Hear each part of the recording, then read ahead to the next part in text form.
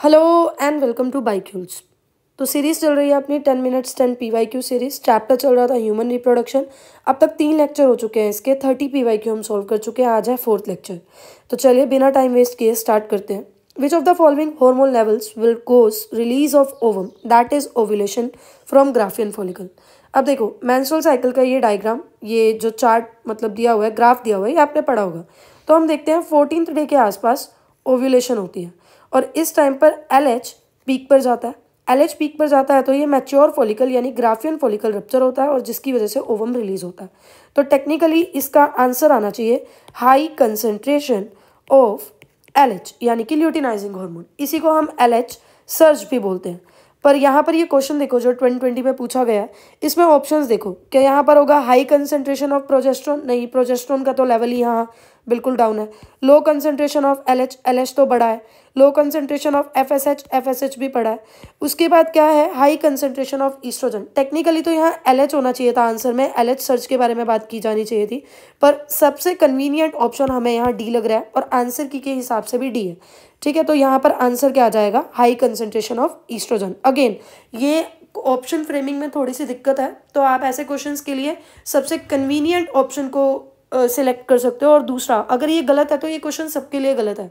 तो ऐसे क्वेश्चंस में यूजुअली ग्रेस मार्किंग मिलती है, तो ज़्यादा सिरदर्दी नहीं लेनी है, अटेम्प्ट करना है। सही आंसर अगर नहीं भी पता चल रहा है तो कम से कम गलत को एलिमिनेट करो, अपने आप कन्वीनियंट आंसर तक आप पहुंच जाओगे।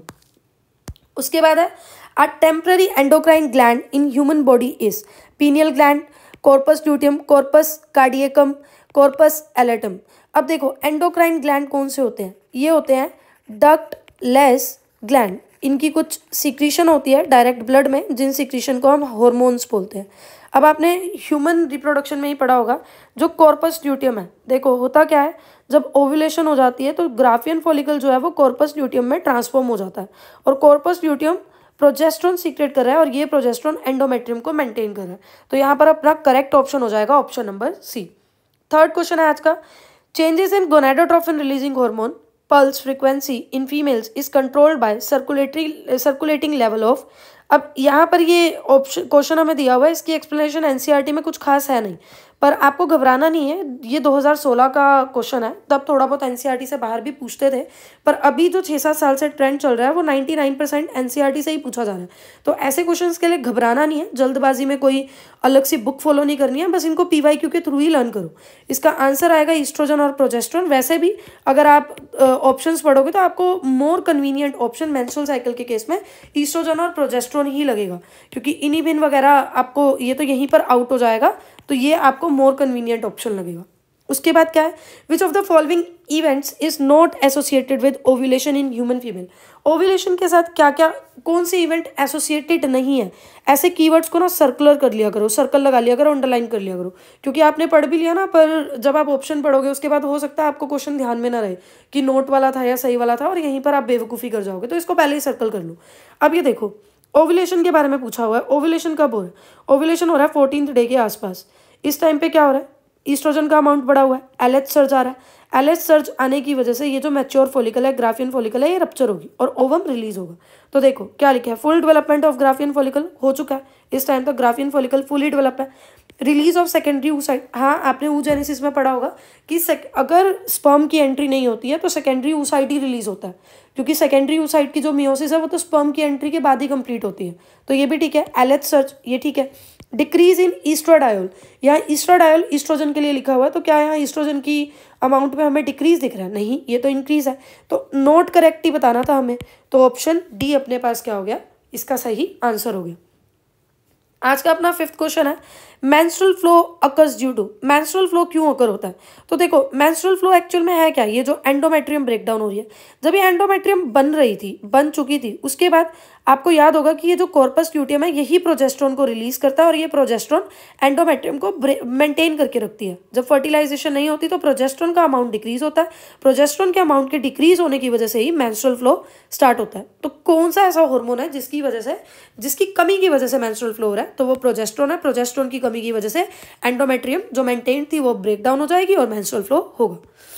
उसके बाद है the secretory phase in human menstrual cycle is also cold है। इसका आंसर भी इसी ग्राफ में है। सीक्रेटरी फेज को हम ल्यूटियल फेज भी बोल रहे हैं। कितने दिन चल रहा है? तो 15 से ये 28-29 दिन तक, तो लगभग 13-14 दिन तक चल रहा है। तो पहला आंसर है ल्यूटियल फेज, सही है। लास्ट फॉर अबाउट 6 डे, तो गलत हो गया। फॉलिकुलर फेज तो है ही नहीं। थर्ड है luteal phase, last for about 13 day, तो ऑप्शन सी इसका करेक्ट आंसर हो जाएगा।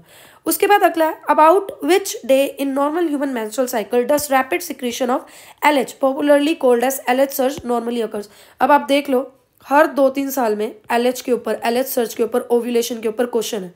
एंड उसके बाद भी हम देखो पीवाईक्यू लगाते नहीं है। पीवाईक्यू की इंपॉर्टेंस देखो, आप देख सकते हो, आपके सामने प्रूफ है। 7 क्वेश्चन किया है, उसमें से 4 या 5 ऐसे निकले जो एलएच के ऊपर या ओव्यूलेशन के ऊपर है। और अब भी अगर आप पीवाईक्यू को छोड़कर मॉक के पीछे भाग रहे हो तो आपसे बड़ा गधा कोई नहीं है, फिर कभी नहीं हो सकती सिलेक्शन। ठीक है, तो देखो क्या लिखा हुआ है कि एलएच और एफएसएच अपनी पीक अटेन करते हैं मिड ऑफ द साइकिल में, यानी कि 14 डे पे। इसी को एलएच सर्ज बोलते हैं। और यहाँ पर ग्राफिन फॉलिकल रप्चर होता है, ओवम रिलीज होता है। तो ये आंसर आ जाएगा 14 डे। सभी के सभी क्वेश्चंस, मेजोरिटी ऑफ क्वेश्चंस पिछले 7-8 सालों का ट्रेंड देखें तो वो एनसीईआरटी में से है। कोई अगर बाहर है तो वो 10-12 साल पुराना क्वेश्चन है, उसमें ज़्यादा अपनी नींदें नहीं गंवानी है। अब देखो, in a regularly cycling human female which can be the root cause of menstrual failure. अगर मेंस्ट्रुअल फेलियर हो रहा है, मेंस्ट्रुअल साइकिल नहीं हो रही, तो इसका क्या मतलब है? देखो लिखा हुआ है एनसीईआरटी में ड्यूरिंग प्रेगनेंसी के टाइम पे मेंस्ट्रुअल साइकिल के सारे इवेंट स्टॉप हो जाते हैं, यानी कि मेंस्ट्रुएशन नहीं होती। मतलब अगर मेंस्ट्रुअल फेल हो रहा है तो मतलब मेंस्ट्रुअल साइकिल फेल हो रही है, मेंस्ट्रुअल साइकिल नहीं हो रही है, एब्सेंट है।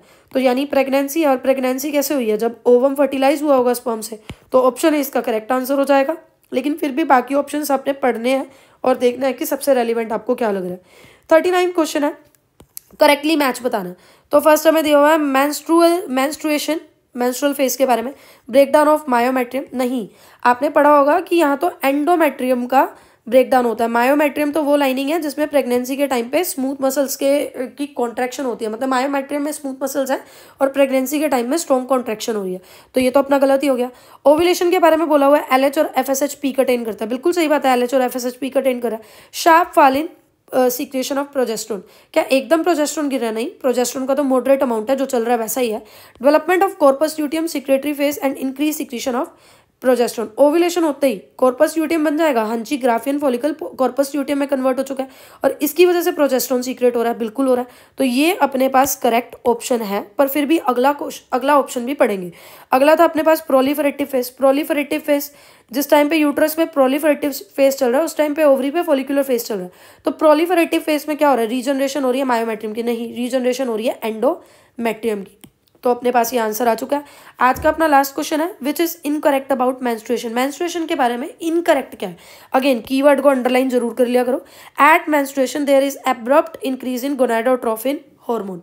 अब देखो, अगर आपको सही आंसर नहीं भी पता है, एनसीईआरटी में ये आंसर नहीं भी है, अब ये 2008 का क्वेश्चन है, एनसीईआरटी के बाहर से है, इतने पुराने क्वेश्चन के लिए कोई अलग से बुक फॉलो नहीं करनी, बस पीवाईक्यू से ही इनको लर्न करते जाना है, इनसे अपनी नॉलेज अटेन करनी है। ऐसे क्वेश्चंस के जो पॉइंटर्स होते हैं जो आपको नहीं पता होते, मैंने पहले भी बताया, इसके लिए सेपरेट नोटबुक लगाओ। मैंने टेलीग्राम चैनल पर भी मैं डेली 25 क्वेश्चन 20 क्वेश्चन डाल रही हूँ और शाम को उसकी रिविजन शीट आ रही है। तो इनके लिए स्पेशल अलग से नोटबुक लगाओ और एक पेज के अंदर इन सभी क्वेश्चन के 20-25 क्वेश्चन के सोल्यूशन लिखो, ताकि नीट आने तक आप एक हफ्ते में 4 दिन में वो कॉपी रिवाइज कर लो। जो वो 70-80 पेज होंगे वो आपके लिए बाइबल है।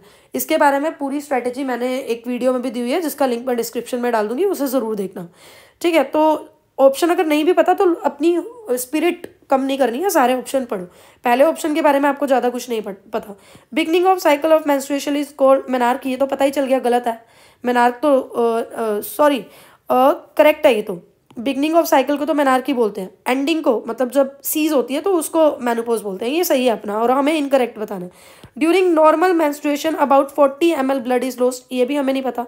Menstrual fluid can easily clot, ये गलत है। मेंस्ट्रुअल फ्लूइड इजीली क्लोट नहीं होता है। इसका रीजन मैं आपको यही लर्न करवा देती हूँ पीवाईक्यू के थ्रू, क्योंकि एनसीईआरटी में नहीं है। Menstrual fluid generally non clotting होता है, क्योंकि इसके अंदर एंडोमेट्रियम लाइनिंग जब रिलीज हो रही है साथ में फिब्रोलाइसिन भी रिलीज हो रहा है। तो आंसर आ जाएगा इसका डी। ऐसे 2-4 क्वेश्चन के लिए अपनी नींद नहीं गंवानी है। इसका देख लो कौन सा ईयर है और इसको पीवाईक्यू के थ्रू ही लर्न करो, ज़्यादा टेंशन नहीं लेनी है। ओके, तो आज के लिए इतना ही। अगले वीडियो में बात करते हैं। प्लीज़ लाइक कर देना, सब्सक्राइब कर देना, शेयर कर देना। इसमें बहुत मेहनत लगती है। पहले पीवाईक्यू निकालो, उसकी फ़ोटो खींचो, क्रॉप करो, डालो, फिर एनसीईआरटी में ढूंढो, फिर एक्सप्लेन करो। तो लिटरली बहुत ज़्यादा मेहनत लगती है। प्लीज़ एक लाइक, एक कमेंट, एक सब्सक्राइब तो बनता है ना, एटलीस्ट कमेंट में अपने व्यू पॉइंट दे दिया करो। Thank you so much, tata bye bye, good night.